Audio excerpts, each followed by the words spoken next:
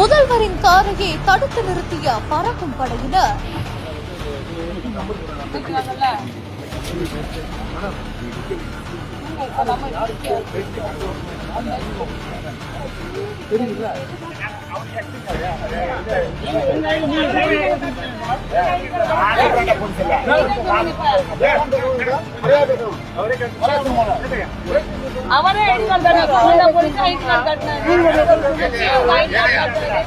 சிஎம்ஐ காரில் அமர வைத்தபடியே நடந்த அதிரடி சோதனை.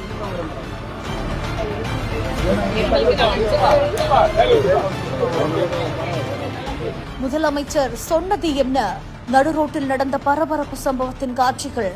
தமிழகத்தில் தேர்தல் நடத்தை விதிகள் அமல்ல இருக்கக்கூடிய நிலையில மதுரை தூத்துக்குடி நெடுஞ்சாலை ஆவியூர் சோதனை சாவடியில வாகன தணிக்கையில் ஈடுபட்டுக் கொண்டிருந்த தேர்தல் பறக்கும் படையினர் திருச்செந்தூர் செல்வதற்காக தூத்துக்குடி நோக்கி வந்து கொண்டிருந்த பாண்டிச்சேரி முதலமைச்சர் ரங்கசாமியோட காரை அதிரடியா நிறுத்தி சோதனை செஞ்சிருக்காங்க. முதல்வரோட காரை சோதனை செய்யறதுக்கு முதலமைச்சரோட துணை அதிகாரிகள் சம்மதம் தெரிவிக்கல அப்படின்னாலும் முதலமைச்சர் சொன்ன ஒரே ஒரு வார்த்தைக்காக முதலமைச்சரோட சட்டைப்பை அடையாள அட்டையை பரிசோதனை செஞ்சதா சொல்லப்படுது. மேலும் கார்ல இருந்த சூட்கேஸ் உள்ளிட்ட அனைத்து பொருட்களையும் தேர்தல் பறக்கும் படையினர் அதிரடியா சோதனை செஞ்சிருக்காங்களாமா. இதனால் அங்க பெரும் பரபரப்பு ஏற்பட்டிருக்குது.